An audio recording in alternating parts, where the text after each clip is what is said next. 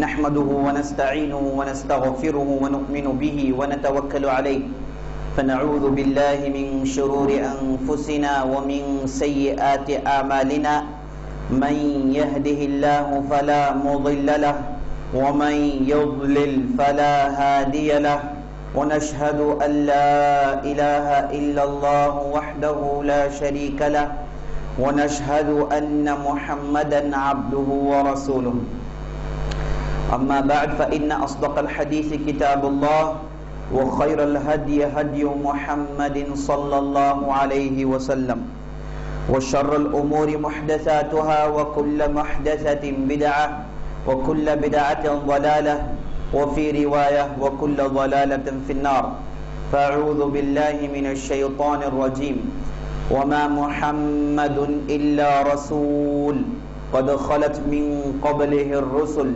أفإن مات أو قتل انقلبتم على أعقابكم ومن ينقلب على عقبيه فلن يضر الله شيئا وسيجزي الله الشاكرين۔ تمام قسم کی تعریفیں و حمد و ثنا و بڑائی و کبریائی اللہ رب العزت کے لیے ہے، جو ہمارا حقیقی مالک ہے، حقیقی خالق ہے، حقیقی مدبر ہے۔ لاکھوں کروڑوں درود و سلام و سرور کائنات فخر موجودات احمد مجتبی محمد مصطفیٰ صلی اللہ علیہ وسلم پر، جنہیں اللہ تعالیٰ نے سارے کائنات کے لیے رحمت بنا کر مبعوث کیا۔ عزیز دوستوں، ساتھیوں، بھائیوں، بزرگوں، ماؤں، بہنوں اور خواتین اسلام، میں اللہ تعالیٰ سے دعا کرتا ہوں کہ اللہ تعالیٰ جس طرح ہمیں اس مبارک مجلس میں جمع کیا ہے اسی طرح ہمیں جنت الفردوس میں جمع کریں، آمین یا رب العالمین۔ عزیز دوستو، کل کی مجلس میں ہم نے تبوک کے واقعات دیکھے اور اس سے پہلے جو واقعات پیش آئے تھے اور کیوں تبوک کا یہ معرکہ، یہ سفر پیش آیا اور رومیوں کا کیا رول تھا، لشکر کی تعداد کیسی تھی اور واپسی کیسے ہوئی اور منافقین کے چہرے کیسے کھول کر رکھ دیے گئے، یہ تمام واقعات ہم نے کل کی مجلس میں دیکھا۔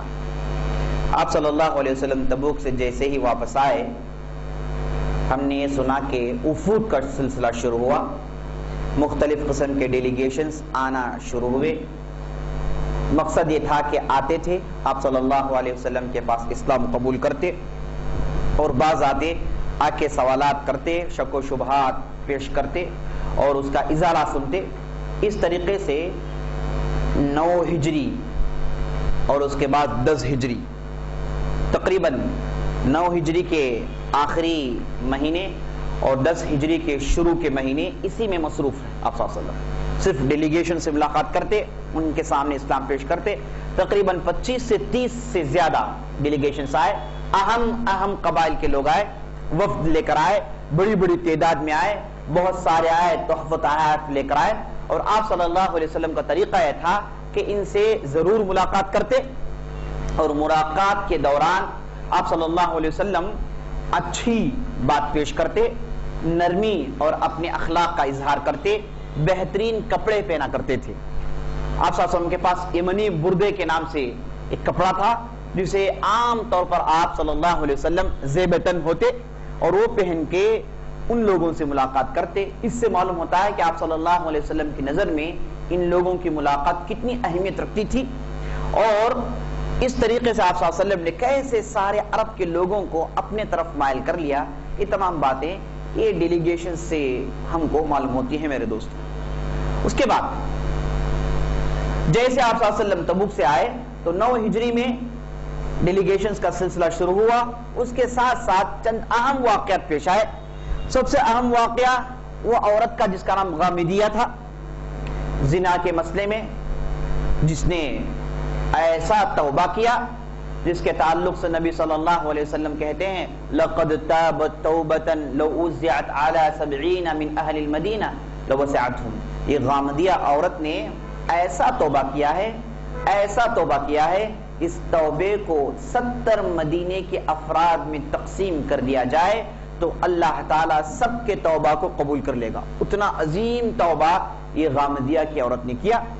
اور اس کے بعد ہم نے اس کے واقعات شروع میں سنے تھے کہ یہ عورت آئی تھی، صحابیہ تھی، اللہ تعالیٰ صحابیہ پر رحمت نازل کریں، اللہ تعالیٰ انہیں جنت میں بلند مقامات دیں۔ یہ صحابیاں آئی تھی، آ کے اپنے غلطی کا اقرار کی تھی، اعتراف کی تھی، بتائی تھی کہ ان سے غلطی ہو گئی، اور اس کے بعد آپ صلی اللہ علیہ وسلم نے چاہا کہ اسے پھیر دیں، مختلف کوششیں کی۔ آپ صلی اللہ علیہ وسلم نے کہا کہ چلی جا، اس کے بعد آپ صلی اللہ علیہ وسلم نے کہا کہ جا کے بچے جننے کے بعد آ، وہ گئی، پھر واپس آئیں۔ اس کے بعد آپ صلی اللہ علیہ وسلم نے حکم دیا کہ جا کے 2 سال تک دودھ پلانا، پھر واپس آنا، وہ پھر گئی، پھر واپس آئی۔ یعنی یہ 3 سال میں یہ عورت صرف یہ چاہتی تھی رضی اللہ عنہا کہ اللہ تعالیٰ کی طرف سے جو حدود مقرر شدہ ہیں وہ حد اس پر جاری کر دیا جائے، تاکہ اس عورت کے لیے، اس صحابیہ کے لیے یہ سرٹیفکیٹ مل جائے کہ جو دنیا کی غلطی ہے دنیا میں ہی اس کا صفایا ہو گیا، اب آخرت کے دن جائے گی بغیر کسی غلطی کے جائے گی۔ اس کے توبہ کو اللہ تعالیٰ نے قبول کر دیا، اور سرور کائنات نے اپنی زبان مبارک سے کہہ دیا کہ اللہ تعالیٰ نے اس عورت کے توبہ کو قبول کر لیا ہے۔ تو یہ اہم واقعہ تبوک کے واپسی کے بعد پیش آیا۔ اس کے بعد تبوک کے واپسی کے بعد نجاشی کا اسلام کا ذکر آتا ہے کہ نجاشی نے خط پہنچنے کے بعد اسلام کا اظہار کیا۔ خطوط بھی جاری ہے، ڈیلیگیشنز بھی آ رہے ہیں جا رہے ہیں، سرائے بھی جاری ہیں میرے دوستوں، غزوات بھی جاری ہیں، سارے کام ساتھ مل کر چل رہے ہیں۔ اس کے بعد آپ صلی اللہ علیہ وسلم کی صاحبزادی جن کا نام ام کلثوم تھا، جو عثمان رضی اللہ عنہ کی بیوی تھی، ان کی وفات ہو جاتی ہے۔ ان کی وفات پر آپ صلی اللہ علیہ وسلم نے کہا عثمان کو دیکھ کر، اے عثمان اگر میری اور بھی بیٹیاں ہوتی سب کو میں تمہارے بیاہ میں دے دیتا، اگر میری 100 بھی بیٹیاں ہوتی سب کو میں تمہاری بیاہی میں دے دیتا۔ یعنی اتنی محبت کیا کرتے تھے آپ صلی اللہ علیہ وسلم عثمان رضی اللہ عنہ سے۔ اور اسی سال میرے دوستوں رأس المنافقین، منافقین کا سردار جس کا نام عبداللہ بن ابی بن سلول تھا، اس کی وفات ہوئی۔ اس کی وفات پر آپ صلی اللہ علیہ وسلم کا معاملہ، آپ صلی اللہ علیہ وسلم کا رویہ بڑا ہی عجیب و غریب تھا۔ آپ صلی اللہ علیہ وسلم اتنی نرمی سے پیش آ رہے ہیں، اس کی وفات کے بعد غم کا اظہار کر رہے ہیں، اور اس کے بعد جب اس کے کفنانے دفنانے کا مسئلہ آیا تو آپ صلی اللہ علیہ وسلم نے اپنے جبے مبارک کو اتار کر کہا کہ اس سے کفنایا جائے، کیونکہ اللہ کی رحمت سے امید ہے کہ جو کپڑا میرے تن سے لگ چکا ہے وہ کپڑا کسی آدمی کے تن سے لگ جائے تو اللہ تعالیٰ اس آدمی کے تن کو معاف کر دے گا، وہ تن جہنم میں داخل نہیں ہوگا۔ ایسا معاملہ، جبکہ آپ صلی اللہ علیہ وسلم کو معلوم ہے کہ یہ منافقین کا سردار ہے، منافقین کا سردار ہے، اس کا نفاق واضح ہے اور اس کی کوششیں واضح ہیں، لیکن اس کے باوجود چونکہ آپ صلی اللہ علیہ وسلم سراپا رحمت تھے، سراپا نرم تھے، آپ صلی اللہ علیہ وسلم رؤوف رحیم تھے، چاہتے تھے کہ منافق چاہے جو بھی ہو گیا اللہ معاف کر دیں، یہ چاہتے تھے، اس لیے ایسا معاملہ کیے کہ اپنا جبہ مبارک دے دیے۔ اور اس وقت عمر بن خطاب آئے، آ کر روکنے لگے، بولے کہ اللہ کے رسول ایسا مت کیجیے، آپ کا جبہ مبارک کسی اچھے آدمی کو دیجیے، نیک آدمی کو دیجیے، مومن کو دیجیے، دوسرے بہت سارے صحابہ ہیں جو اس چیز کے مستحق ہیں، آپ راس المنافقین، منافقین کے سردار کے ساتھ اس سلوک اللہ کے رسول، آپ اللہ کے لیے سمت کیجئے۔ روک رہے تھے، جتنا بھی وہ روکتے رہے تھے، آپ صلی اللہ علیہ وسلم عمر سے کہہ رہے تھے کہ عمر ہٹ جاؤ، عمر ہٹ جاؤ، عمر ہٹ جاؤ، یہ کہتے جا رہے تھے، اور اس کے بعد راس المنافقین کے ساتھ بہترین سلوک کرتے رہے۔ اور اس کے بعد جب جنازے کی نماز کا مسئلہ آیا تو آپ صلی اللہ علیہ وسلم سب سے آگے جا کے کھڑ گئے اور نماز پڑھائی، یہ بھی عمر بن خطاب کو پسند نہیں آیا، آگے روکنے کی کوشش کی، بولے کہ اللہ کے رسول کوئی دوسرا پڑھائے گا، آپ اللہ کے لیے مت پڑھائیے، اللہ کے لیے آپ نماز مت پڑھائیے، یہ آدمی منافق ہے آپ جانتے ہیں۔ لیکن آپ صلی اللہ علیہ وسلم چونکہ رؤوف رحیم تھے، چاہتے تھے کہ کچھ نہ کچھ اعتبار سے اس آدمی کو اللہ معاف کر دے۔ اس کے بعد اللہ تعالیٰ نے قرآن میں آیت نازل کی، اے رسول اللہ، اے اللہ کے رسول، یاد رکھ لیجئے، لو استغفرتم 70 مرہ، اے نبی صلی اللہ علیہ وسلم، یہ منافقین کا معاملہ ایسا ہے، یہ لوگ ایسے آستین کے سانپ ہیں، ان کا جرم اتنا بڑا ہے، ان کا گناہ اتنا بڑا ہے کہ اگر آپ 70 مرتبہ بھی، اگر آپ محمد رسول اللہ آپ 70 مرتبہ بھی ان کے حق میں دعا کریں گے تو ہم قبول نہیں کریں گے۔ آپ کی دعا ایک مرتبہ مقبول ہے، کرنے سے پہلے مقبول ہے، لیکن آپ منافقین کے تعلق سے دعا کریں گے ہم ماننے کے لیے تیار نہیں ہیں، مقبول نہیں ہے۔ اس کے بعد آپ صلی اللہ علیہ وسلم نے کہا اگر مجھے معلوم ہوتا یہ 71 مرتبہ کرنے پر میری دعا قبول ہو جائے گی تو میں 71واں مرتبہ کرتا ہوں. 70 پر ایک مرتبہ کرنے سے میری دعا قبول ہو جائے گی, مجھے معلوم ہوتا تو میں 70 پر 1ویں مرتبہ بھی دعا کرتا. اس کے بعد آپ صلی اللہ علیہ وسلم نماز پڑھائی, دفنایا گیا, اور اس کے بعد آپ صلی اللہ علیہ وسلم واپس آ رہے ہیں تو اللہ تعالیٰ نے قرآن کی آیت نازل کی, لا تقم علی احد منہم. اے نبی صلی اللہ علیہ وسلم, کیا ہو گیا آپ کو؟ آپ ان لوگوں کے پاس جا کے نماز مت پڑھائیے. یہ سلوک, یہ رویے کہ یہ لوگ حقدار نہیں ہیں, یہ آپ کی نرم دلی ہے. وَلَوْ كُنْتَ فَضًّا غَلِيظَ الْقَلْبِ لَانْفَضُّوا مِنْ حَوْلِكَ. اے نبی صلی اللہ علیہ وسلم, اگر آپ نرم دل نہ ہوتے تو یہ لوگ آپ کے آس پاس نہیں ہوتے. آپ نرم دل ہیں, آپ کا دل بہت نرم ہے, آپ کے اخلاق عمدہ اور شائستہ ہیں, لیکن نبی صلی اللہ علیہ وسلم آپ منافقین کے لیے ہرگز نماز نہیں پڑھائیں گے. یہ اس چیز کے حقدار نہیں ہے. آپ کا نماز پڑھنا, آپ کی نماز اس چیز کی گارنٹی ہے کہ اس آدمی کی مغفرت ہو گئی. آپ صلی اللہ علیہ وسلم کسی آدمی کی نماز پڑھا دیں, معنی یہ ہے کہ اس آدمی کی مغفرت ہو گئی, اس کا بیڑا پار ہو گیا, اب اس کے لیے صرف بخشش ہے, اللہ اسے معاف کرے گا. تو منافقین کے سلسلے میں آپ ہرگز ایسا طریقہ اختیار مت کیجیے اللہ کے رسول. اس کے بعد آپ صلی اللہ علیہ وسلم نے کہا کہ عمر کی بات صحیح تھی, اور عمر بن خطاب زندگی بھر کہتے رہے کہ دیکھو میری بات صحیح رہی, میں نے منافقین کے ساتھ جو سلوک کیا تھا اللہ تعالیٰ نے اس پر موافقت نازل کی ہے, میرا طریقہ, میرا اسلوب منافقین کے ساتھ صحیح ہے. یہ 4 اہم واقعات پیش آئے میرے دوستو. اس کے بعد 10ویں ہجری میں جب ذی الحجہ کا مہینہ پیش آیا, ذی الحجہ جو عربی کیلنڈر کا آخری مہینہ ہے, آپ جانتے ہیں ذی الحجہ میں حج واقع ہوتا ہے, لوگ حج کرتے ہیں. حج 8 ذی الحجہ, 9 ذی الحجہ, 10 ذی الحجہ, 11 ذی الحجہ اور 12 ذی الحجہ, یہ 5 دن کرنے کے کاموں کا نام حج ہے میرے دوستو. 8ویں دن حجاج مینا جاتے ہیں, 9ویں دن عرفات جاتے ہیں, پھر 10ویں دن مینا آتے ہیں, 10ویں دن, 11ویں دن, 12ویں دن مینا میں ہوتے ہیں, زوال کے بعد کنکریاں مارتے ہیں 3 بڑے بڑے 3 جمرات کو. یہ حج کا طریقہ ہے. تو آپ صلی اللہ علیہ وسلم جب ذی الحجہ کے لیے 4 دن باقی رہے, آپ صلی اللہ علیہ وسلم نے اعلان کیا کہ میں اس سال حج کرنے والا ہوں, اے لوگو حج کے لیے تیاری کر لو. جب سے حج کی تیاری شروع ہو گئی, آپ صلی اللہ علیہ وسلم کی زبان مبارک سے یہ بات جاری ہے کہ یا ایھا الناس لعلی لا احج بعد عامی ھذا, اے لوگو جان رکھو کہ میں یہ سمجھتا ہوں کہ اس سال کے بعد میں دوبارہ حج نہیں کر پاؤں گا, اس سال کے بعد تم مجھے دیکھ نہیں پاؤ گے, ہو سکتا ہے کہ میرا آخری حج ہے. آپ صلی اللہ علیہ وسلم یہ کہتے جا رہے تھے, اور اس کے بعد حج کی تیاریاں ہوئی. 4 دن باقی ہیں ذی الحجہ کے لیے. آپ صلی اللہ علیہ وسلم مدینے سے نکل رہے ہیں, ذوالحلیفہ پہنچے, وہاں پر 1 رات ٹکے. احرام باندھنے کے بعد آپ صلی اللہ علیہ وسلم وہاں سے نکلے, سیدھا مکہ پہنچے. 8 دن سفر کرنے کے بعد اتوار کے دن مکہ پہنچے آپ صلی اللہ علیہ وسلم, ذی طوا پہنچے. 4 ذی الحجہ کو آپ صلی اللہ علیہ وسلم مکہ پہنچے. اس کے بعد 4 دن تک مکے میں رہے, اور آپ صلی اللہ علیہ وسلم 4 دن دوران واعظ و نصیحت اور مکے میں جو بھی مسائل پیش آ رہے تھے اس کے حلول سناتے جا رہے تھے, یہاں تک کہ 8 ذی الحجہ آ گیا. آپ صلی اللہ علیہ وسلم چونکہ اپنے ساتھ جانور لائے تھے, اس لیے آپ صلی اللہ علیہ وسلم نے عمرہ کرنے کے بعد اپنا احرام نہیں اتارا. جو بھی آدمی جانور لائے اس کے حق میں عمرہ کرنے, حج کا طریقہ یہ ہوتا ہے کہ وہ قران حج کرتا ہے. عمرہ کرنے کے بعد احرام نہیں کھولتا, ایسے ہی انتظار کرتا ہے 8 ذی الحجہ کے لیے. 8 ذی الحجہ آ جائے تو اسی احرام کے حالت میں حج مکمل کرتا ہے. یہ اس کے لیے جو اپنے ساتھ جانور لائے, اور آپ صلی اللہ علیہ وسلم اپنے ساتھ 100 جانور لائے, بہت بڑی تعداد جانوروں کے لے کر آئے ہیں. تو آپ صلی اللہ علیہ وسلم یہ کہا کرتے تھے, اے لوگو جن لوگوں نے عمرہ کر لیا ہے وہ اپنا احرام اتار دیں, احرام اتار کر بستی میں رہیں, اس کے بعد 8 ذی الحجہ کو پھر احرام پہنے.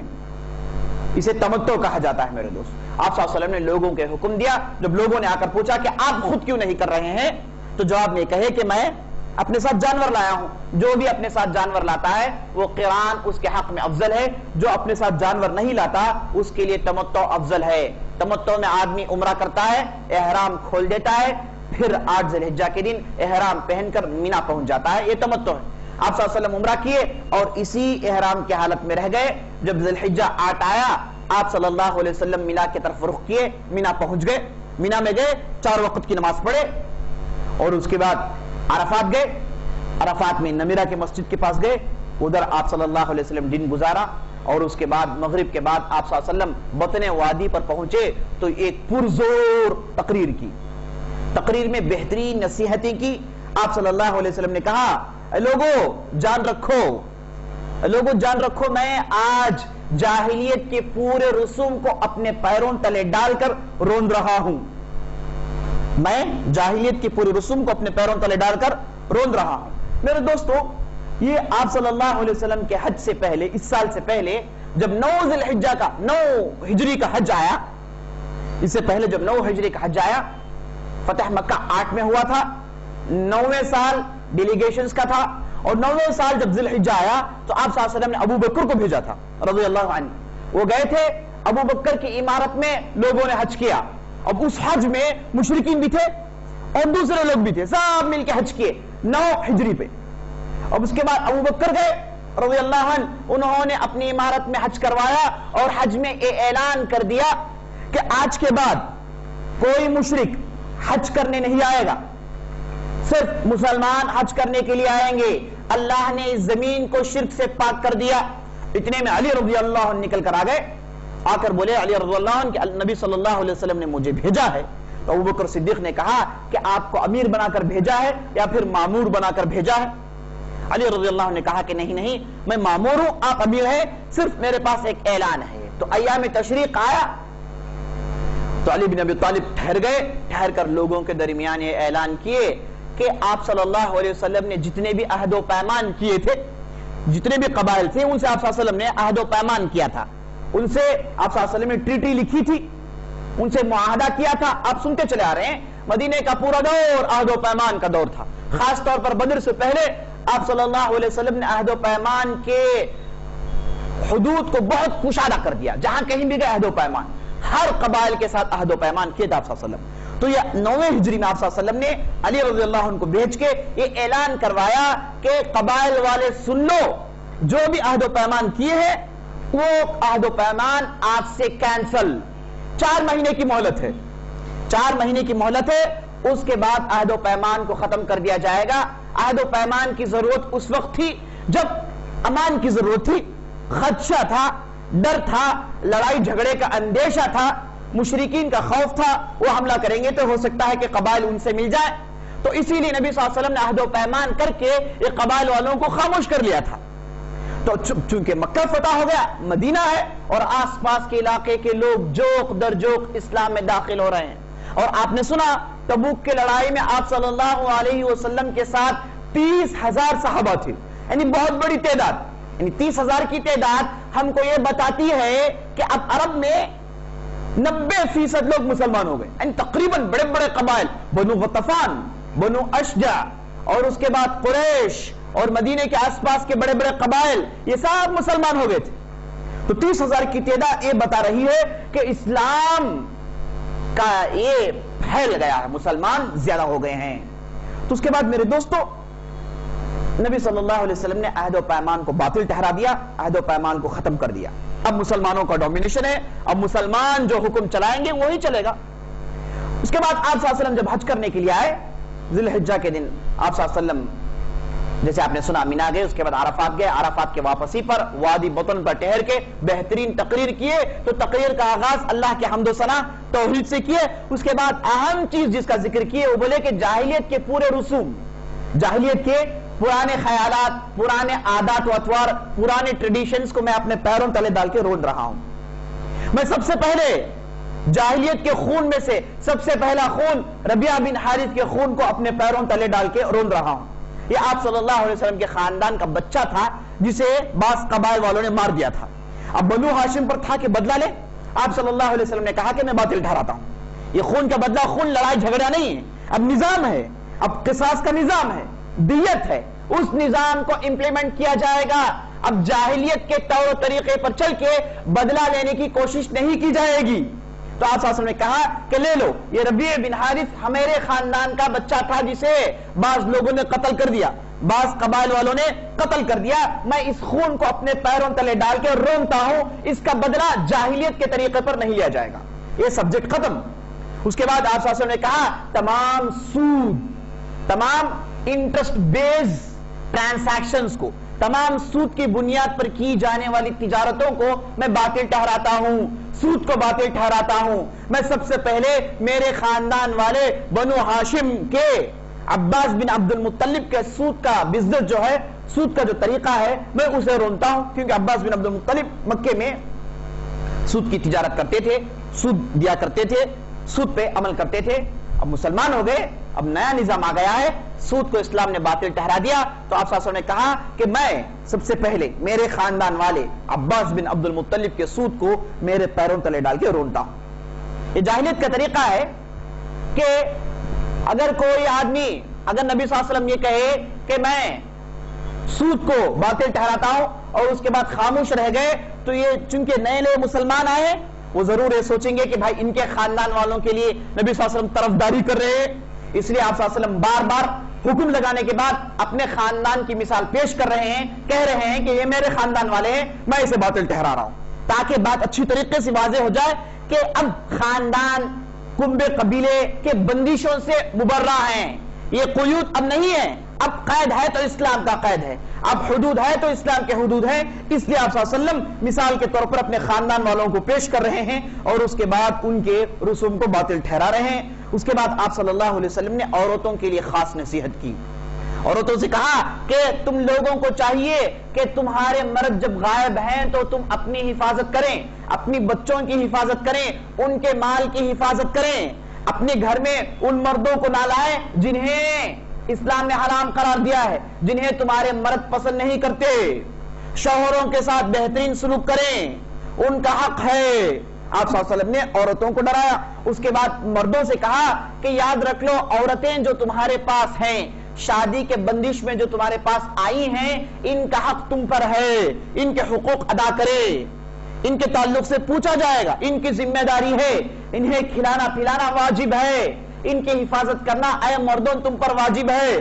آپ صلی اللہ علیہ وسلم نے مردوں کے لیے نصیحت کی۔ اس کے بعد آپ صلی اللہ علیہ وسلم نے آخری میں کہا اے لوگو جان لو میں تمہارے درمیان ایک بہترین کتاب چھوڑ کر جا رہا ہوں، اس کتاب کو اگر تم لوگ تھامے رکھو گے یاد رکھ لو کبھی بھی گمراہ ہو نہیں سکتے، وہ کتاب ہے اللہ کی کتاب، میں اللہ کی کتاب تمہارے درمیان چھوڑ کر جا رہا ہوں۔ بعض روایتوں میں آیا آپ صلی اللہ علیہ وسلم نے اللہ کی کتاب کے ساتھ ساتھ اپنی سنت کا بھی ذکر کیا، بولے کہ کتاب و سنت کو تھامے رکھو، ہرگز گمراہ نہیں ہو سکتے۔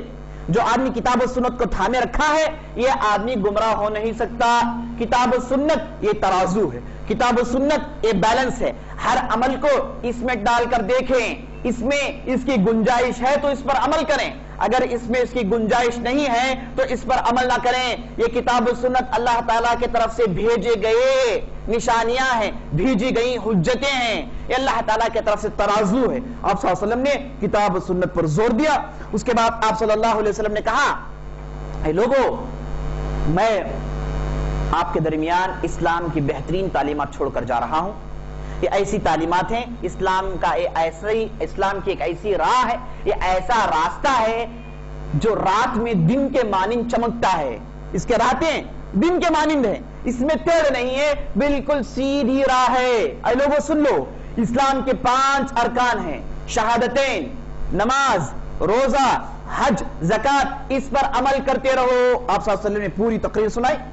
اس کے بعد آپ صلی اللہ علیہ وسلم آگے بڑھے، بنو عبد المطلب کے پاس گئے جو زمزم اٹھا رہے تھے، زمزم کھینچ رہے تھے۔ آپ صلی اللہ علیہ وسلم ان کے پاس گئے، جا کے بولے کہ زمزم کھینچو، کھینچتے رہ جاؤ، جلدی کھینچ کر دو، یہاں تک کہ آپ صلی اللہ علیہ وسلم ان سے زمزم لے کر پیے، اور اس کے بعد کہا کہ میں چاہتا ہوں، چونکہ میں بھی عبد المطلب ہوں، بنو عبد المطلب ہوں، میں بھی یہ خاندان سے ہوں، میرے خاندان کی ذمہ داری ہے کہ سقایت کریں، حاجیوں کو پانی پلائیں، میں بھی چاہتا ہوں کہ زمزم کھینچو، اگر میں زمزم کھینچوں گا تو میرے اصحاب بھی آ کر کھینچیں گے۔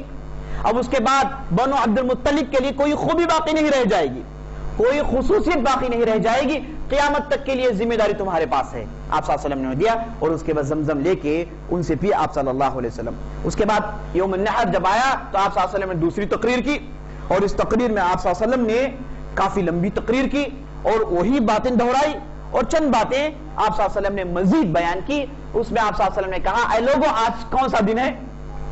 لوگ خاموش رہے، لوگوں نے سمجھا کہ نبی صلی اللہ علیہ وسلم اب نام بدل کر رکھنے والے ہیں، نام بدل دینے والے ہیں۔ پھر آپ صلی اللہ علیہ وسلم نے کہا کیا یہ آج کا دن یوم النحر نہیں ہے؟ لوگوں نے کہا کہ ہاں اللہ کے رسول آج کا دن یوم النحر ہے۔ آپ صلی اللہ علیہ وسلم نے پوچھا یہ مہینہ کون سا ہے؟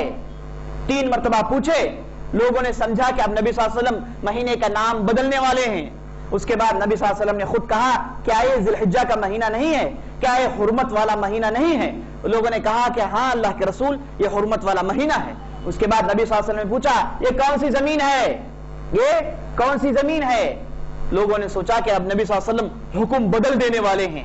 نبی صلی اللہ علیہ وسلم نے کہا کیا یہ حرمت والی زمین نہیں ہے؟ کیا یہ حرام زمین نہیں ہے؟ کیا یہ حرم نہیں ہے؟ لوگوں نے کہا کہ ہاں اللہ کے رسول یہ حرم نہیں ہے، یہ حرم ہے اللہ کے رسول۔ تو آپ صلی اللہ علیہ وسلم یہ تمہیدات، یہ انٹروڈکشن دینے کے بعد لوگوں سے جب توجہ اپنے طرف مبذول کر چکے، آپ صلی اللہ علیہ وسلم نے کہا لوگوں جان لو تم پر ایک دوسرے پر خون بہانا حرام ہے، ایک کا خون دوسرے پر حرام ہے۔ میرے دوستوں سب سے پہلا اشارہ خون بہانے کی طرف ہے، وہ اس وجہ سے کہ قیامت کے دن عبادتوں میں سب سے پہلا سوال نماز کے تعلق سے ہوگا، اور حقوق میں سب سے پہلا سوال خون کے بہا سے ہوگا۔ میرے دوستوں خون کا بہانا یہ بہت بڑا جرم ہے۔ قیامت کے دن سب سے پہلے فیصلے جو سنائے جائیں گے وہ خون کے مسائل میں، جھگڑے جو پیش کیے جائیں گے، جھگڑوں میں سب سے پہلے جھگڑے یہ خون کے جھگڑے ہوں گے۔ جب تک خون کے جھگڑوں کا فیصلہ نہیں کیا جائے دوسرے جھگڑوں کی طرف اللہ تعالیٰ نہیں بڑھے گا۔ سب سے پہلے خون کے جھگڑے فیصلے کیے جائیں گے میرے دوستوں۔ تو اس لیے نبی صلی اللہ علیہ وسلم زور دے رہے ہیں اے لوگوں جان لو ایک دوسرے کا خون حرام ہے، خون بہاؤ مت۔ خون بہانا یہ بہت بڑا جرم ہے۔ اللہ کی زمین میں تو یہ حرمت کی زمین ہے، اس کی حرمت دگنا چگنا ہو جاتی ہے۔ آپ صلی اللہ علیہ وسلم نے خون کے مسئلے پر زور دیا اور پرزور تقریر کی۔ اس کے بعد آپ صلی اللہ علیہ وسلم نے کہا اے لوگوں دیکھ لو میں نے تمہیں بہترین راہ پر چھوڑ کر رکھ دیا ہے، میرے جانے کے بعد تم لوگ ہرگز گمراہ مت ہو جاؤ، میرے جانے کے بعد آپس میں جھگڑ کے گمراہی میں ہرگز مت پڑ جاؤ، میرے راستے کو اپناتے رہو اور تم لوگ گمراہ نہیں ہوگے۔ اس کے بعد آپ صلی اللہ علیہ وسلم نے کہا کیا تم لوگوں کے پاس میں نے خبر پہنچا دی؟ کیا میں نے خبر پہنچا دی؟ جو میری ذمہ داری تھی کیا میں نے اس ذمہ داری کو ادا کر دیا؟ نبوت کی جو ذمہ داری، رسالت کی جو ذمہ داری اللہ نے میرے کھاندوں پر ڈال رکھی تھی کیا میں نے ان ذمہ داریوں کو ادا کر دیا؟ اے لوگوں کیا تم لوگ سن رہے ہو؟ تو صحابہ نے کہا ہاں اللہ کے رسول آپ نے اپنی ذمہ داری پوری کر دی۔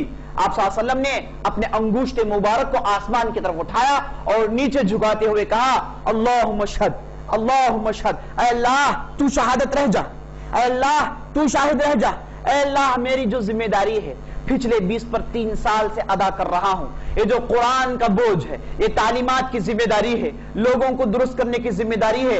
اب مجمع میں 1,25,000 لوگ کھڑے ہیں، جب میں آیا تھا تو اکیلا تھا، تو نے مجھ پر ذمہ داری یہ ڈالی تھی کہ لوگوں کو درست کریں۔ اے اللہ میں تیرے بارگاہ میں لوگوں کو لا کر کھڑا کر چکا ہوں، اب میں نے 1,25,000 لوگوں کو بدل لیا ہے، اور بہت بڑی تعداد ہے جو ان کی بستیوں میں ہے۔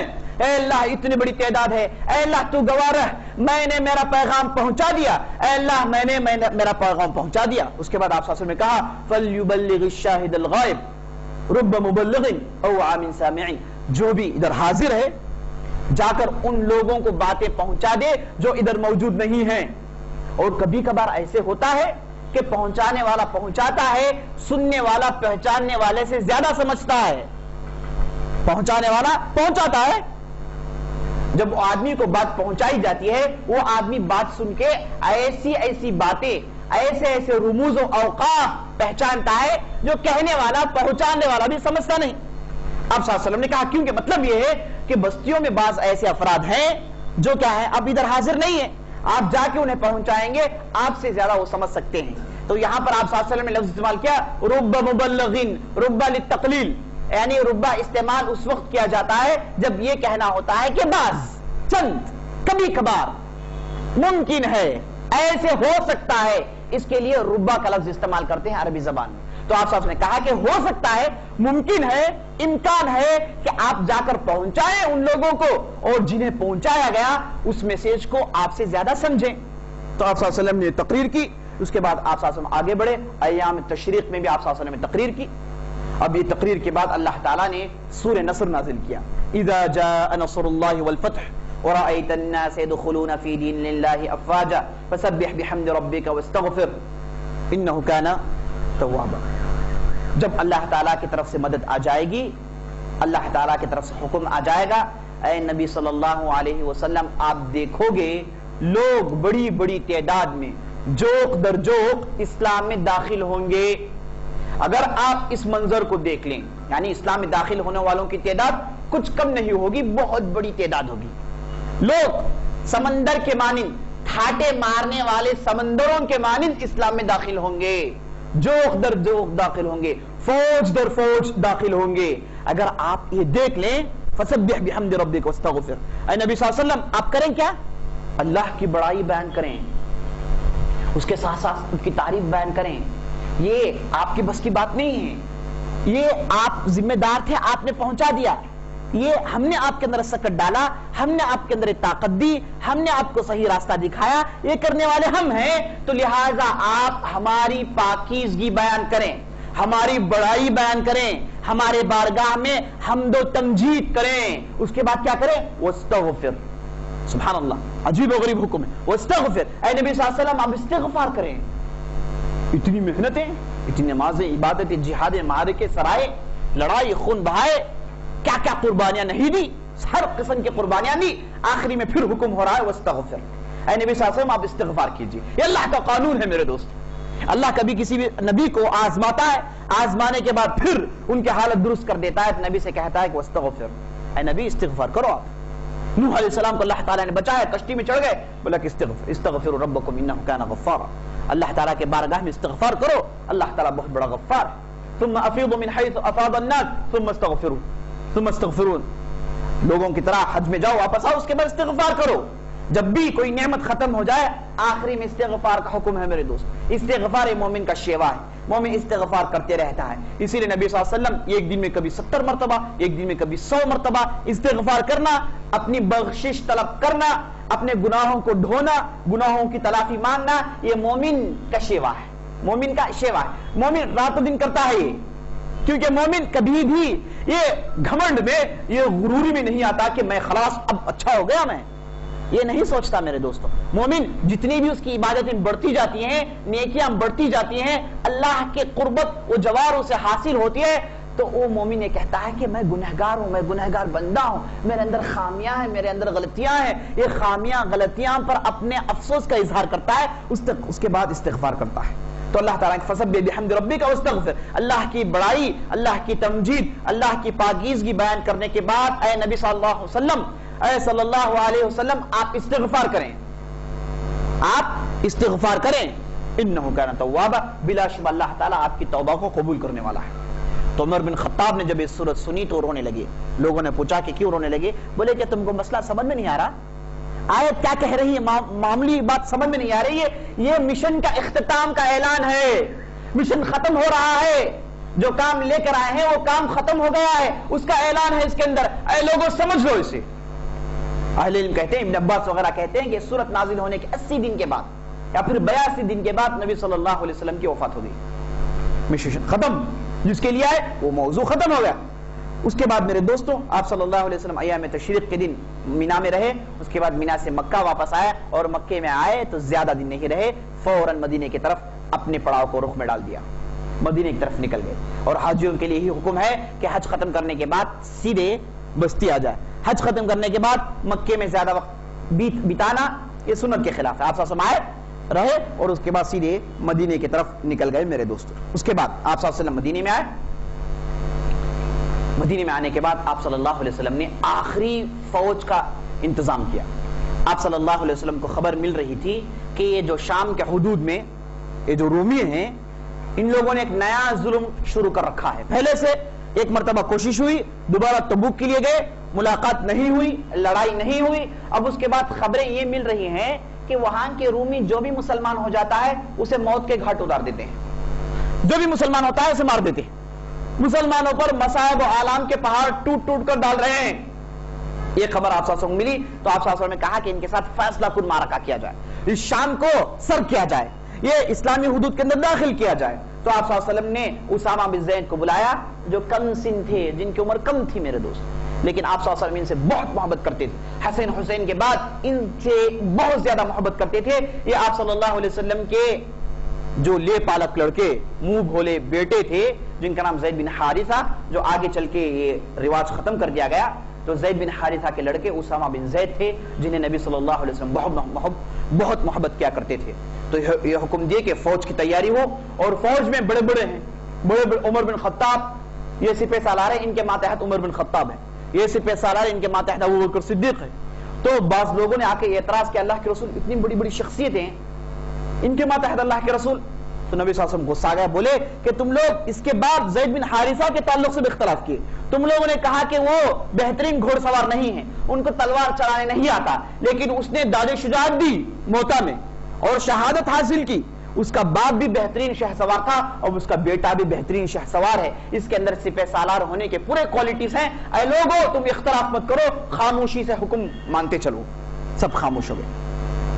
یہ فوج کی تیاری ہوئی، آپ صلی اللہ علیہ وسلم خود اسامہ بن زید کے گھوڑے کے لگام کو پکڑے اور بہت دور تک جا کے الوداع سنائے، اور اسامہ بن زید کو یہ کہتے جا رہے تھے کہ اسامہ تم واپس آؤ گے، ہو سکتا ہے کہ میری ملاقات نہ ہو۔ اسامہ رونے لگے، نبی صلی اللہ علیہ وسلم نے کہا کہ یہ حکم ہے، تم کو عمل کرنا ہے۔ تو اسامہ بن زید کو لے کر گئے، پورے لشکر کو لے کر گئے، آپ صلی اللہ علیہ وسلم نے الوداع سنائی، یہ لشکر آگے بڑھی، جب 3 میل کا فاصلہ طے کیا، جرف پہنچے تو ان کے خبر پہنچی کہ نبی صلی اللہ علیہ وسلم کی صحت میں کشمکش ہے، آپ صلی اللہ علیہ وسلم کی صحت ٹھیک نہیں ہے۔ یہ سننا تھا، اسامہ بن زید نے لشکر کو کینسل کیا، بولے کہ چلو مدینہ جائیں گے، یہ معاملہ بعد میں دیکھیں گے۔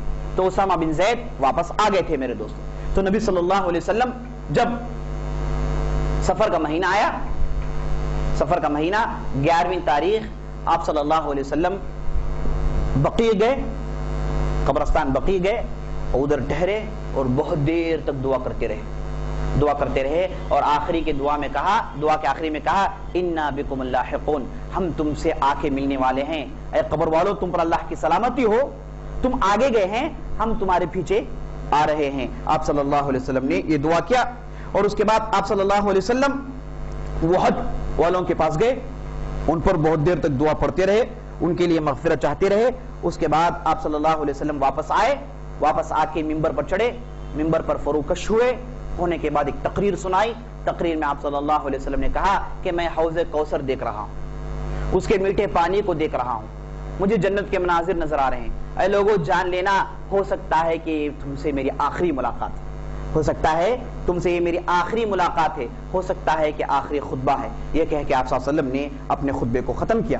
اس کے بعد جب 20/9 سفر آیا، آپ صلی اللہ علیہ وسلم بقیع گئے تھے، آپ صلی اللہ علیہ وسلم یہ آخری ایام میں اکثر قبرستان جایا کرتے تھے، اور جب 20/9 تاریخ آئی، آپ صلی اللہ علیہ وسلم قبرستان سے واپس آئے، آپ صلی اللہ علیہ وسلم کے ساتھ دوسرے صحابہ بھی ہیں، اچانک آپ صلی اللہ علیہ وسلم کے سر میں درد ہونا شروع ہوا، بھیانک درد ہوا، یہاں تک کہ جسم میں گرمی شروع ہو گئی، آپ صلی اللہ علیہ وسلم کو نہایت سخت بخار آ گئی تھی۔ آپ صلی اللہ علیہ وسلم تیزی سے گئے اور جا کے اپنے حجرے میں لیٹ گئے، بخار بڑھتی جا رہی ہے، اور آپ صلی اللہ علیہ وسلم جب بھی بخار سے بیدار ہوتے ہیں پوچھتے ہیں کہ کل کون سی بیوی کا ٹرن ہے، کل کون سی بیوی کا ٹرن ہے، بار بار پوچھتے جاتے ہیں۔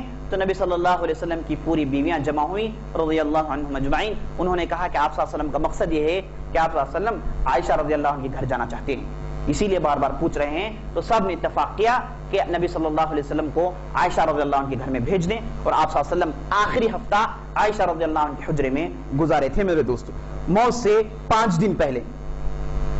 ابھی موت کے لیے 5 دن ہے، تو آپ صلی اللہ علیہ وسلم پر انتہائی سخت بخار آئی، جسم گرم ہو گیا، سر درد سے پھٹ رہا تھا، انتہائی ناتوانی آ گئی، آپ صلی اللہ علیہ وسلم کھڑ بھی نہیں پا رہے تھے، اتنے کمزور پڑ گئے تھے۔ آپ صلی اللہ علیہ وسلم نے اسی حالت میں صحابہ سے حکم دیا، اے صحابہ جا کر 7 کنویں کا پانی لاؤ، لا کر مجھ میں ڈالو۔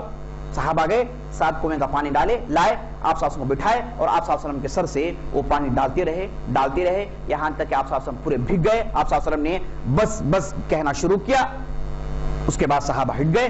اس کے بعد آپ صلی اللہ علیہ وسلم اسامہ بن زید اور علی بن ابی طالب کے ساتھ اٹھا کر دونوں نے آپ صلی اللہ علیہ وسلم کو ممبر پر بٹھا دیا، اور آپ صلی اللہ علیہ وسلم بیٹھ کر ایک خطبہ سنائے، جس میں آپ صلی اللہ علیہ وسلم نے کہا لعن اللہ الیہود والنصارى اتخذوا قبور انبیائهم مساجد، اللہ تعالیٰ یہود و نصارہ پر لعنت بھیجے، اللہ تعالیٰ یہود و نصارہ پر لعنت بھیجے، انہوں نے اپنے انبیاء کے قبور کو مسجد بنا لیا تھا۔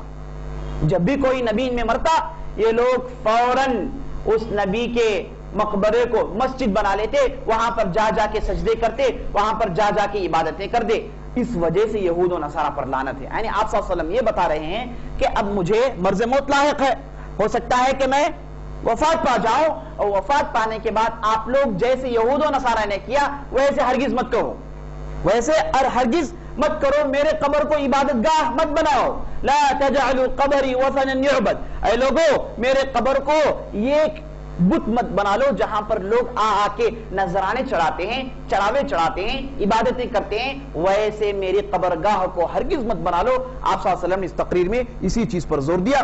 اس کے بعد تقریر ختم ہوئی تو آپ صلی اللہ علیہ وسلم اترا کے آپ صلی اللہ علیہ وسلم نے کہا کہ اے لوگو, اگر میں تم سے کسی کو تکلیف دیا ہوں, کسی کو میں نے ناحق پیٹا ہے, کسی کو میں نے تکلیف دی ہے, کسی کا قرض مجھ پر ہے, تو آؤ مجھ سے قصاص لے لو. آپ صلی اللہ علیہ وسلم یہ کہہ کے اپنا سینہ مبارک کھول لیے, بولے کہ آ کر مجھ سے قصاص لے لو.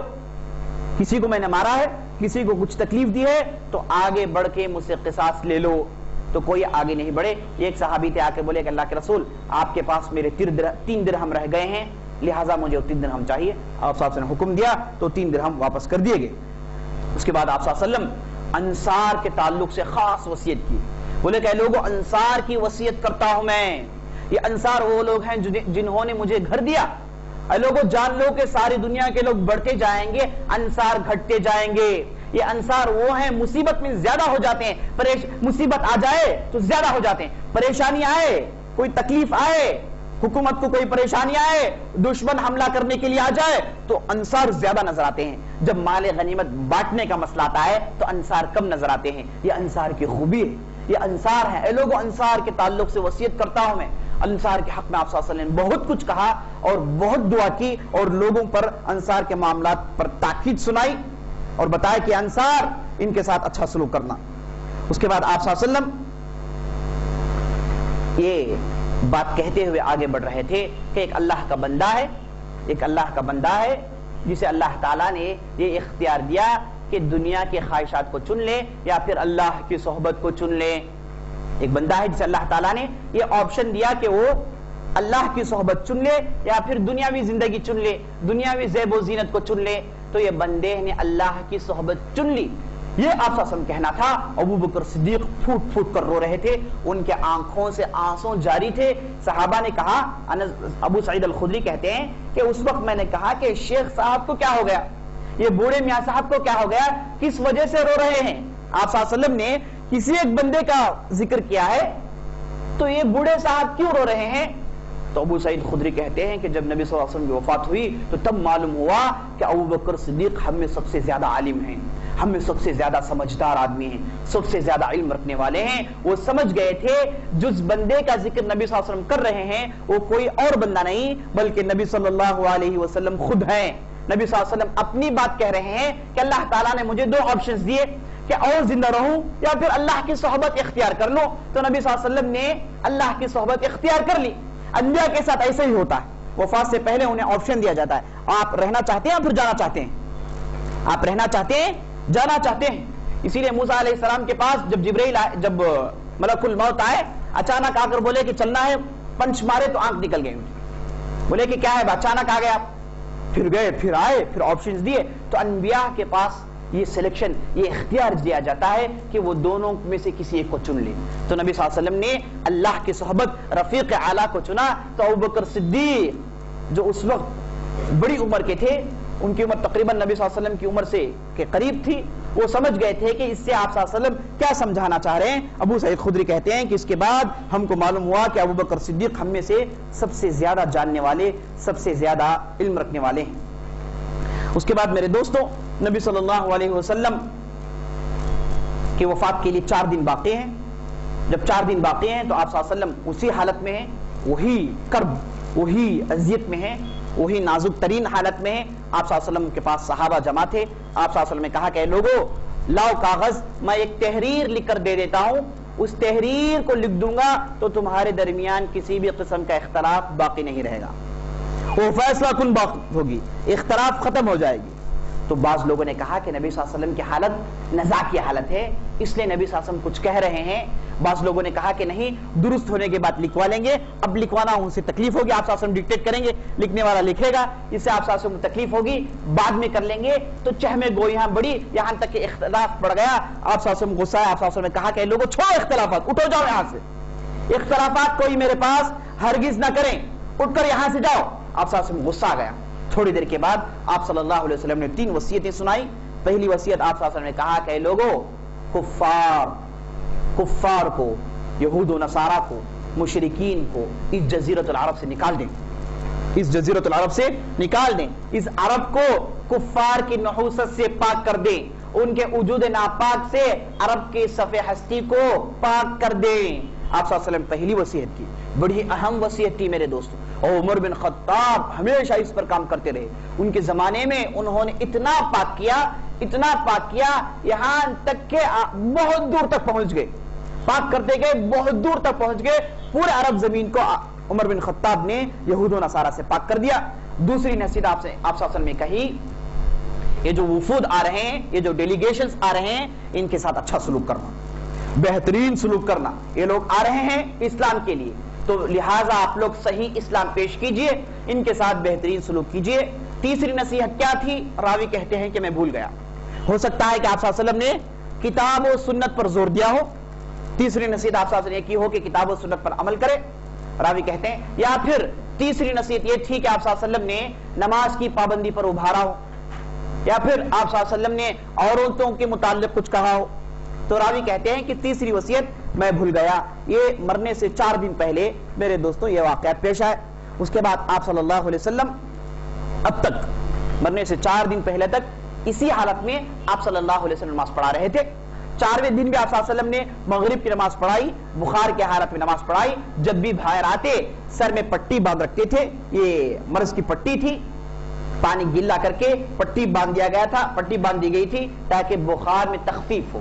جب بھی بخار میں تخفیف ہوتی آپ صلی اللہ علیہ وسلم اٹھ کے جا کے نماز پڑھاتے، صحابہ نبی صلی اللہ علیہ وسلم کا انتظار کرتے یہاں تک کہ نبی صلی اللہ علیہ وسلم اسی حالت میں آتے، کبھی کبھار 2 صحابہ کے ساتھ آتے، کبھی 3 صحابہ کے ساتھ آتے، کبھی خود نکل کر آتے، آ کے امامت کرتے تھے۔ تو مرنے سے 4ویں دن تک آپ صلی اللہ علیہ وسلم آپ صلی اللہ علیہ وسلم نے پڑھائی۔ جب مغرب پڑھا کر گئے تو بخار اور شدت اختیار کر لی، اور ان کے جسم میں بخار آ گیا اور جسم گرم پڑ گیا، اور آپ صلی اللہ علیہ وسلم جب عشاء کا وقت آیا تو بے ہوش پڑ گئے۔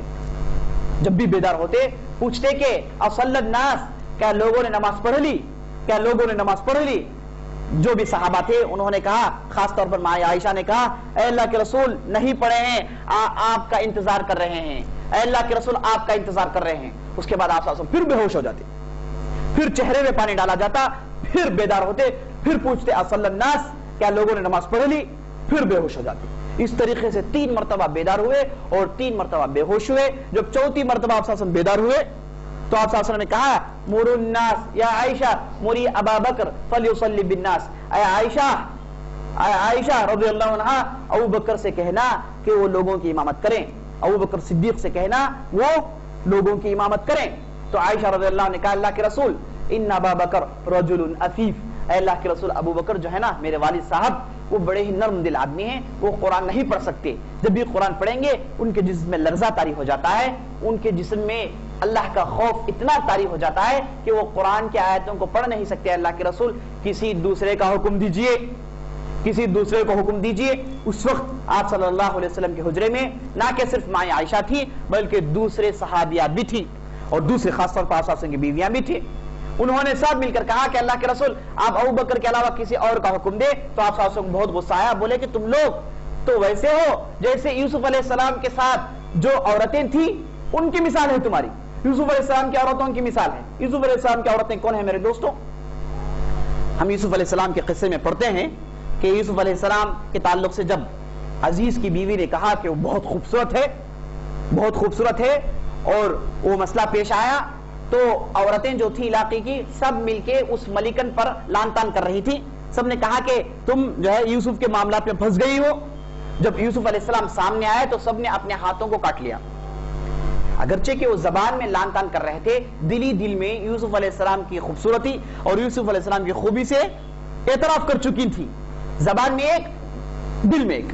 منہ میں ایک دل میں ایک، جیسے یوسف علیہ السلام کی عورتوں کے ساتھ تھا وہی تم لوگوں کے ساتھ ہے. تم لوگ زبان سے کہہ رہی ہو کہ ابو بکر کو نہ امامت کے لیے نہ کھڑایا جائے کیونکہ وہ عفیف آدمی ہے، ان کا دل نرم دل ہے، قرآن نہیں پڑھ سکتے، جبکہ تمہارے دل میں یہ بات ہے کہ اگر ابو بکر نماز پڑھائیں، میری وفات ہو جائے تو لوگ بدشگونی نکالنا شروع کر دیں گے.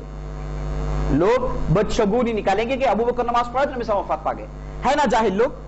تو بدشگونی سے بچنے کے لیے تم لوگ یہ کہہ رہی ہو. میں جانتا ہوں نبی صلی اللہ علیہ وسلم اس کی طرف اس طریقے سے اشارہ کیا کہ تم لوگوں کی مثال یوسف علیہ السلام کی عورتوں کی جیسی مثال ہے. اس کے بعد جب آپ صلی اللہ علیہ وسلم نے زور دیا تو ابو بکر صدیق کو حکم ہوا، تو ابو بکر صدیق اس کے بعد مسلسل نماز پڑھاتے رہے.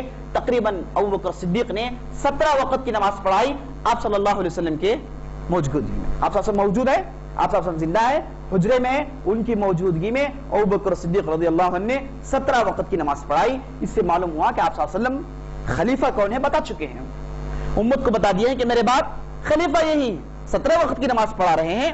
اور ابو بکر صدیق رضی اللہ عنہ کے ساتھ اس سے پہلے جو واقعات پیش آئے، ان کی اہمیت، ان کے وفات کے بعد ابو بکر صدیق کا رول، یہ سب ساری دنیا کو چیخ چیخ کر یہ بتا رہا ہے میرے دوستو کہ نبی صلی اللہ علیہ وسلم کے بعد اگر کوئی خلیفہ بننے کے قابل ہے تو ابو بکر صدیق کے علاوہ دوسرا کوئی نہیں. تو مرنے سے 2 دن یا پھر 1 دن پہلے آپ صلی اللہ علیہ وسلم ظہر کی نماز کے لیے آتے ہیں. ان کے ساتھ پھر قسم بن عباس ہیں، ان کے ساتھ علی بن ابی طالب ہیں. یہ 2 نبی صلی اللہ علیہ وسلم کو حجرے سے باہر نکال کر لاتے ہیں. گویا کہ آپ صلی اللہ علیہ وسلم نے چاہا کہ امامت کریں، نماز پڑھیں لوگوں کے ساتھ.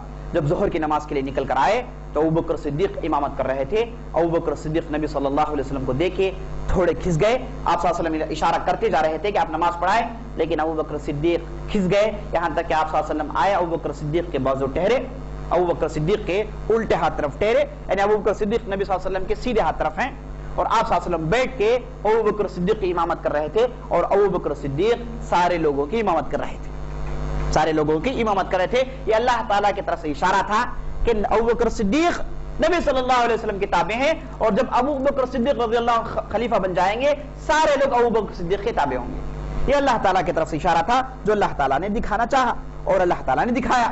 اور وفات سے 1 دن پہلے انتہائی مرض کا عالم ہے، بخار حد سے زیادہ بڑھ گیا ہے. آپ صلی اللہ علیہ وسلم نے اعلان کیا میرے جتنے بھی غلام ہیں سب کو رہا کر دو، میرے پاس جتنا بھی مال ہے لوگوں میں تقسیم کر دو. آپ صلی اللہ علیہ وسلم قرض دار تھے. آپ صلی اللہ علیہ وسلم کا زرہ ایک یہودی کے پاس تھا، رہن رکھ کے آپ صلی اللہ علیہ وسلم نے چند کھجور لیے تھے مرنے کی حالت میں، اس کے بعد اسے ادا کر دیے تھے دوسرے صحابہ. یہ مرنے سے 1 دن پہلے. اور جب پیر کا دن آیا، جب آپ صلی اللہ علیہ وسلم وفات پائے تو صبح سے ہی بخار بہت بڑھ گئی تھی. فجر کی نماز کے لیے آپ صلی اللہ علیہ وسلم تھوڑی دیر کے لیے اٹھے، بیدار ہوئے، پردہ ہٹا کر دیکھے ابو بکر صدیق رضی اللہ عنہ امامت کر رہے ہیں.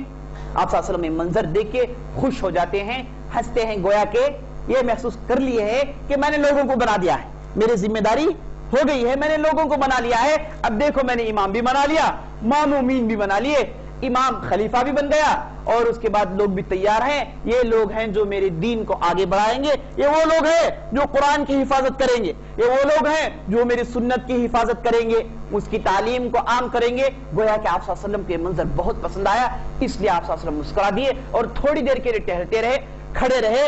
انس بن مالک رضی اللہ عنہ سے روایت ہے، انس بن مالک کہتے ہیں کہ ہم لوگ نماز میں فتنے میں پڑ گئے تھے. فتنہ اس بات کا کہ ہم چاہتے تھے کہ رکعت توڑ کے نبی صلی اللہ علیہ وسلم کا استقبال کریں، رکعتوں کو چھوڑے جا کے نبی صلی اللہ علیہ وسلم کا استقبال کریں، لیکن نماز نہیں توڑنی چاہیے.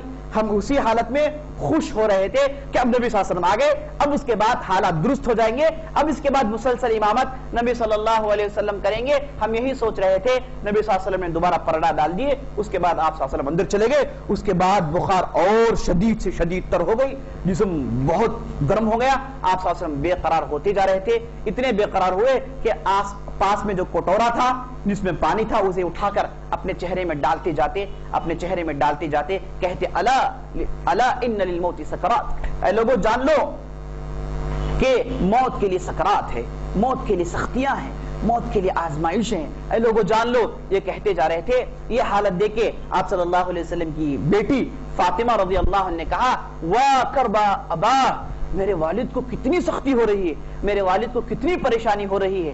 فاطمہ رضی اللہ عنہ کہتی جا رہی ہیں، نبی صلی اللہ علیہ وسلم ساتھ ساتھ کہتے جا رہے ہیں لا کربۃ لأبیک بعد اليوم، اے فاطمہ جان لو آج کے بعد تیرے والد کے لیے کوئی سختیاں نہیں ہیں، آج کے بعد تیرے والد کے لیے آسانیاں ہیں، یہ پریشانیاں اسی منحوس دنیا سے ختم ہونے والی ہے، یہ کہہ کے فاطمہ کا جواب دیتے جا رہے ہیں نبی صلی اللہ علیہ وسلم۔ اس وقت آپ صلی اللہ علیہ وسلم کے سالے صاحب جن کا نام عبدالرحمن بن ابی بکر تھا وہ حجرے میں داخل ہوتے ہیں، ان کے پاس مسواک تھا، آپ صلی اللہ علیہ وسلم بار بار اس مسواک کو دیکھتے جا رہے ہیں، یہاں تک کہ آپ صلی اللہ علیہ وسلم کی چہیتی بیوی عائشہ رضی اللہ عنہا پہچان لیتے ہیں کہ آپ صلی اللہ علیہ وسلم مسواک کرنا چاہتے ہیں، اور زندگی بھر کہتی رہی کہ یہ میرے لیے شرف ہے کہ آپ صلی اللہ علیہ وسلم کا لعاب میرے لعاب میں ملا، یہ آخری شرف کسی اور کو حاصل نہیں ہے، صرف مجھے حاصل ہے، صرف مجھے حاصل ہے، یہ کہتی رہتی تھی زندگی بھر۔ اس کے بعد مسواک لی، آپ عائشہ رضی اللہ عنہ سے خوب چبایا، اس کے بعد نبی صلی اللہ علیہ وسلم کو دے دی، نبی صلی اللہ علیہ وسلم نے اسے خوب مسواک کیا، اور اس کے بعد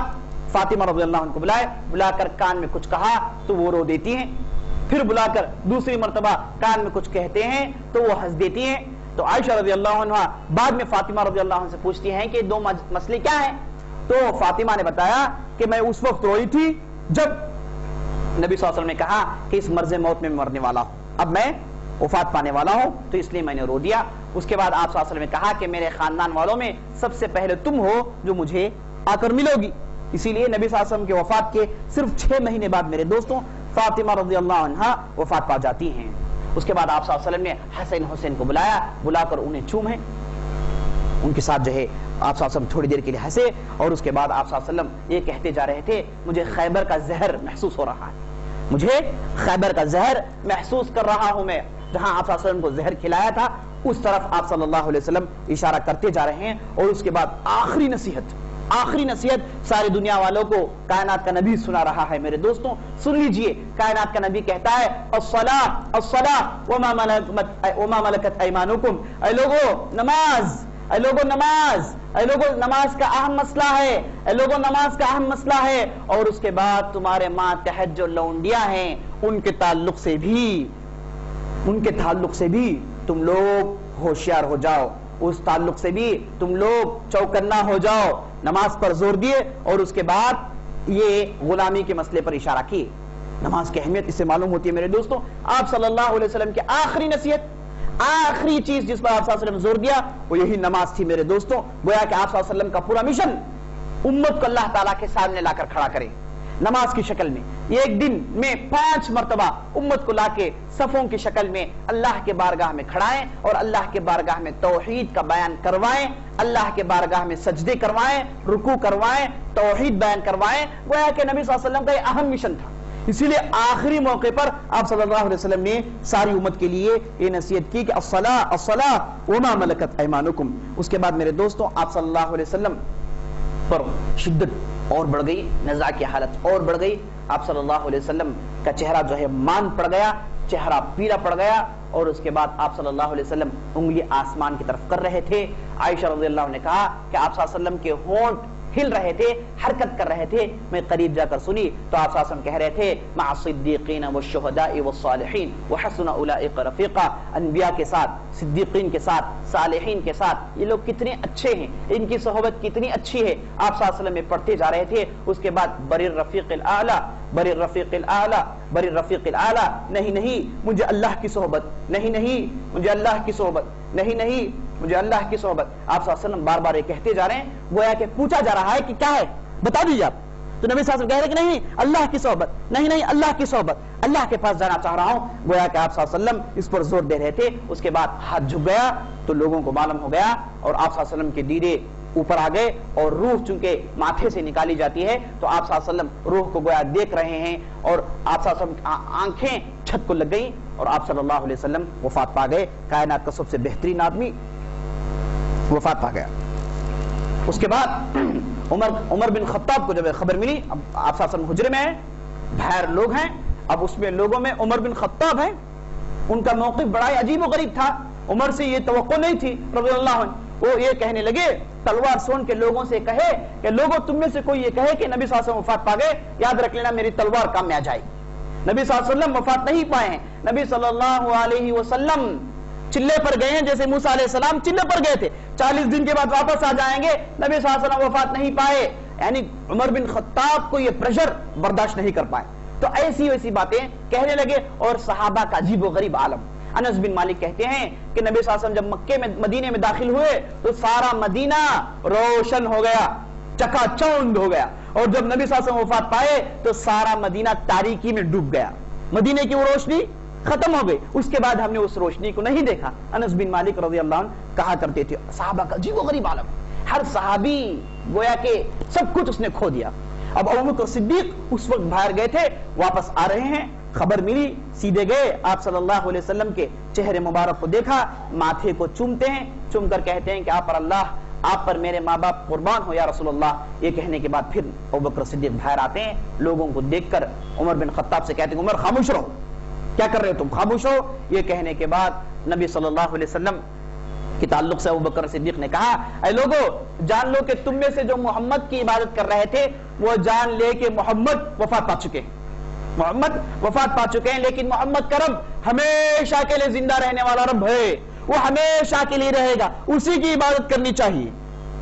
اور یہ کہے کہ نبی صلی اللہ علیہ وسلم تو رسول تھے، وہ وفات پا گئے، اور اس کے بعد قرآن کی آیت پڑھے وَمَا مُحَمَّدٌ إِلَّا رَسُولٌ قَدْ خَلَتْ مِن قَبْلِهِ الرُّسُلُ أَفَإِن مَاتَ أَوْ قُتِلَ انقلبتم عَلَى أَعْقَابِكُمْ وَمَن يَنقَلِبْ عَلَى عَقِبَيْهِ فَلَن يَضُرَّ اللَّهَ شَيْئًا فَسَيَجْزِي اللَّهُ الشَّاكِرِينَ۔ نبی صلی اللہ علیہ وسلم کے تعلق سے اللہ کہتا ہے کہ محمد تو اللہ تعالیٰ کی طرف سے بھیجے گئے ایک رسول ہیں، وہ ایک رسول ہے، وہ تو اللہ نہیں ہے نہ وہ رب ہیں، وہ تو رسول ہیں جنہیں بنا کر بھیجا گیا۔ کیا یہ وفات پا جائے، کیا انہیں قتل کر دے، کیا تم لوگ منہ پھیر کر بھاگ جاؤ گے، پیٹ پھیر کر بھاگ جاؤ گے، اس دین کو چھوڑ دو گے؟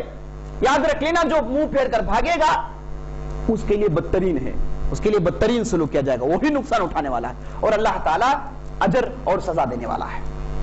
یہ ابوبکر صدیق نے جب آیت پڑھی، عمر بن خطاب کہتے ہیں کہ میں یہ سوچ رہا تھا کہ یہ آیت قرآن میں ہے، یہ آیت قرآن میں ہے، یعنی اس سے پہلے یہ احد کے زمانے میں آیت نازل ہوئی تھی میرے دوستو، لیکن اس وقت ابوبکر صدیق کا یہ آیت پڑھنا، اس سے یہ معلوم ہوتا ہے کہ ابوبکر صدیق کا فہم قرآن پر کتنا تھا، اور قرآن کو وہ کیسے سمجھتے تھے، اور قرآن ان کے مد نظر کیسے رہتا تھا، اس سے معلوم ہوتا ہے۔ فوراً آیت سے دلیل دیے تو عمر بن خطاب کہتے ہیں کہ میں محسوس کر رہا تھا گویا کہ یہ آیت پہلی مرتبہ نازل ہو رہی ہے، اور اس کے بعد ابن عباس کہتے ہیں کہ سارے قرآن میں مجھے اس آیت پر نظر اس وقت پڑی، ورنہ اس سے پہلے یہ آیت میرے نظروں سے اوجھل رہی۔ تو اس سے معلوم ہوتا ہے کہ ابوبکر صدیق کو اللہ تعالیٰ نے کیا فہم دیا تھا۔ اب آپ صلی اللہ علیہ وسلم پیر کے دن وفات پائے، یہ مسئلہ پیش آیا، ابوبکر صدیق کا خطبہ ہوا، اس کے بعد لوگ تھم گئے، اس کے بعد پورے کے پورے لوگ ثقیفہ بنو ساعدہ کے پاس جمع ہوئے، خلیفے کے مسئلے کے لیے اختلاف ہوا، انصار اور مہاجرین کے درمیان بڑا اختلاف ہوا، یہاں تک کہ تلواریں نکل جاتی۔ ابوبکر صدیق، عمر بن خطاب اور دوسرے اصحاب اس وقت پہنچے، عین وقت پر پہنچے، بات چیت آگے بڑھائے، ابوبکر صدیق پر بیعت ہوا، عمر بن خطاب آگے بڑھ کے بیعت کیے، اس کے بعد دوسرے صحابہ آگے بڑھ کے بیعت کیے، دیکھتے ہی دیکھتے سب نے ابوبکر صدیق کو خلیفہ مان لیا۔ پیر کا دن اسی مسئلے پر گزر گیا۔ اب جب منگل کا دن آیا تو صبح غسل دینے کے لیے علی رضی اللہ عنہ، عباس رضی اللہ عنہ اور عباس کے بیٹے قسم اور ان کے بیٹے فضل، اور اس کے بعد اوس بن خولی، اور اس کے بعد شقران جو آپ صلی اللہ علیہ وسلم کے غلام تھے، یہ 6 افراد مل کے آپ صلی اللہ علیہ وسلم کو غسل دے رہے تھے۔ بعض لوگ آپ صلی اللہ علیہ وسلم کو تھامے تھے، اور خوص الاولی آپ صلی اللہ علیہ وسلم کے سینے کو اپنے سینے میں ڈال کے تھامے رکھے تھے، اور آپ صلی اللہ علیہ وسلم کو نہلایا جا رہا تھا۔ اس طریقے سے منگل کے دن آپ صلی اللہ علیہ وسلم نہلایا گیا، اور اس کے بعد آپ صلی اللہ علیہ وسلم کو 3 کپڑوں میں کفنایا گیا، اس میں نہ قمیص تھا نہ کچھ تھا، صرف 3 کپڑوں کو آپ صلی اللہ علیہ وسلم کو رکھ کے لپیٹ دیا گیا۔ آپ صلی اللہ علیہ وسلم کے کپڑوں کو پھاڑ کر اتارا نہیں گیا تھا، جس کپڑے میں تھے ایسے ہی چھوڑ دیے، آپ صلی اللہ علیہ وسلم کپڑوں کو اتارا نہیں گیا تھا، یہ آپ صلی اللہ علیہ وسلم کی خوبی ہے۔ اس کے بعد کفنا دیا گیا تھا۔ اب دفنانے کا مسئلہ ہے تو پھر اختلاف پڑ گیا کہ آپ صلی اللہ علیہ وسلم کو کہاں دفنایا جائے۔ اس وقت ابوبکر صدیق نے پھر دخل اندازی کی، پھر بتایا کہ میں نے نبی صلی اللہ علیہ وسلم سے سن رکھا ہے کہ نبی جہاں وفات پاتا ہے وہیں پر اسے دفن کیا جاتا ہے، یہ قاعدہ ہے اللہ تعالیٰ کے پاس، تو لہٰذا جہاں وفات پائے عائشہ رضی اللہ عنہ حجرے میں، وہیں پر آپ صلی اللہ علیہ وسلم کو دفن کیا جائے گا۔ تو اس کے بعد گڈھا کھودا گیا، کھودنے والے طلحہ رضی اللہ عنہ تھے، وہ گڈھا کھودے، اور اس کے بعد آپ صلی اللہ علیہ وسلم کو دفنایا گیا۔ آپ صلی اللہ علیہ وسلم کو رات میں دفنایا گیا۔ فاطمہ رضی اللہ عنہ کہتی ہیں کہ ہم کو دفنانے کفنانے کے مسائل معلوم نہیں تھے، یہاں تک کہ ہم نے پھاوڑوں کا آواز سنا، گھروں میں بیٹھ کے پھاوڑوں کا آواز سنا تو ہم کو معلوم ہو گیا کہ اب کھودا جا رہا ہے، اب دفنایا جائے گا۔ اس کے بعد آپ صلی اللہ علیہ وسلم کو رات میں دفنایا گیا میرے دوستوں. اس طریقے سے آپ صلی اللہ علیہ وسلم کی تجہیز اور تکفین کے مسائل ختم ہوئے. اسی سے اپنی بات ختم کرتا ہوں. ہم نے نبی صلی اللہ علیہ وسلم کی پیدائش سے لے کر آپ صلی اللہ علیہ وسلم کی وفات تک کے واقعات ہم نے سنے, اور ہم نے ان دروس میں کوشش یہ کی کہ اہم واقعات آپ کے سامنے آئیں, ورنہ سیرت النبی ایک لمبا سبجیکٹ ہے, اہل علم اس میں بہت کچھ لکھا ہے. سیرت ابن ہشام ایک بہت معتبر کتاب ہے جو ایک جلد میں ہے, اور اس کے بعد اس کتاب کی شرح لکھی گئی 8 جلدوں میں. اس لکھنے والے السہیلی ہیں, اور روض الانف کے نام سے کتاب ہے جو تمام سیرت کے کتابوں کے لیے مرجع ہے, تمام سیرت نگاروں کے لیے یہی کتاب سورس ہے. اور اس کے بعد حال ہی میں ایک 30-40 سال پہلے ایک اچھی کتاب لکھی گئی جس کا نام رحیق المختوم, جو ساری دنیا میں نمبر 1 پرائز لی تھی. اور اس کتاب کی خوبی ہے کہ مختصر ہے اور اہم واقعات کی طرف اشارہ ہے, اور ہر جگہ قرآن سے جوڑا گیا, حدیث سے جوڑا گیا, اور اس کے بعد جو واقعات بہت ہی ضعیف ہیں ان سے اس کتاب کو پاک رکھا گیا. اس کے بعد میرے دوستوں سیرت نبوی کا ایک ایسا موضوع ہے جس میں ضعیف روایتیں بہت زیادہ ہیں. ایک شیخ نے کتاب لکھی ہے جس میں انہوں نے 200 واقعات جوڑے ہیں, 200 واقعات مشہور ہیں لیکن ضعیف ہیں. تو سیرت کے لیے جو اصول اہل علم لگاتے ہیں وہ حدیث کے اصول جیسے نہیں ہیں. حدیث کے لیے کھٹین اصول ہوتے ہیں, نچوڑتے ہیں, جانچ و پڑتال کرتے ہیں, تحقیق کرتے ہیں حدیث میں, اس کے بعد فیصلہ سناتے ہیں. لیکن سیرت کی روایتوں کے تعلق سے اہل علم تھوڑی نرمی برتتے ہیں. اہل علم اس تعلق سے کھٹن رویہ اختیار نہیں کرتے, اس لیے عام طور پر سیرت میں ایسی ویسی باتیں آ جاتی ہے. لیکن ہم نے آپ کے سامنے جو معتبر واقعات ہیں اسے ہم نے آپ کے سامنے بیان کیا. اللہ تعالیٰ سے دعا کیجیے کہ اللہ تعالیٰ ہم اور آپ کو مزید توفیق دیں, علم حاصل کرنے کی توفیق دیں, نبی صلی اللہ علیہ وسلم کی سیرت کی خدمت کرنے کی توفیق دیں.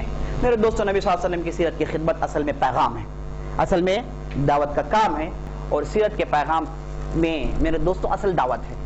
چاہے وہ کافر ہو مسلمان ہو, جب بھی سیرت پڑھتا ہے مسلمان ہے تو اس کا ایمان تازہ ہو جاتا ہے, کافر ہے تو اسلام کے طرف لپک کر آتا ہے. اور بہت بڑی تعداد جو مسلمان ہوئی سیرت پڑھ کر مسلمان ہوئی میرے دوست. بڑے بڑے لوگ قرآن پڑھے ہیں لیکن سیرت پڑھنے کے بعد, وہ واقعات جاننے کے بعد ان کے شک و شبہات دور ہو گئے اور اس کے بعد مسلمان ہو گئے. تو سیرت پر زور اور سیرت پر محنت کرنا اہم ضروری ہے, اشد ضرورت ہے, اس پر عمل کیا جائے, اس کے پیغام کو ساری دنیا تک پہنچایا جائے. بس اسے اپنی بات ختم کرتا ہوں. اللہ تعالیٰ سے دعا کرتا ہوں کہ ہم نے جو بھی کہا ہے, جو بھی سنا ہے, اس کے مطابق عمل کرنے کی توفیق بخشے. سبحان ربک رب العزۃ عما یصفون وسلام علی المرسلین والحمد للہ رب